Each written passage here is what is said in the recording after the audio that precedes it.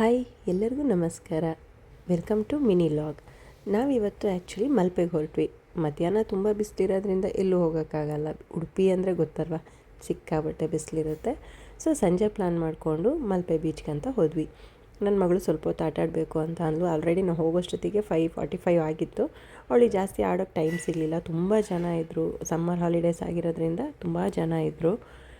6:30 ತನಕ ನನ್ನ ಮಗಳು ಆಟ ಆಡಿದ್ಲು. ಸೊ ನಾನು ನಮ್ಮ ಅಕ್ಕ ಮತ್ತು ಅಕ್ಕನ ಮಗಳೆಲ್ಲ ಸ್ವಲ್ಪ ಫೋಟೋಸ್ ಎಲ್ಲ ತಕ್ಕೊಂಡ್ವಿ.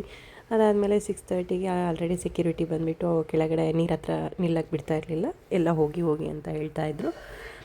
ನೀರಲ್ಲಿ ಆಟ ಆಡಿ ಮತ್ತು ನನ್ನ ಮಗಳಿಗೆ ಡ್ರೆಸ್ ಎಲ್ಲ ಚೇಂಜ್ ಮಾಡಿಬಿಟ್ಟು ಕ್ರಿಕೆಟ್ ಆಡಬೇಕು ಅಂತ ಅಂದ್ಲು. ಸೊ ಇಂಡೋರ್ ಗೇಮ್ ಕ್ರಿಕೆಟ್ ಆಡಿಸ್ಕೊಂಡು ಅಲ್ಲಿಂದ ನಾವು ಬಂದಿದ್ದು ಐಸ್ ಕ್ರೀಮ್ ತಿನ್ನೋದಕ್ಕೆ.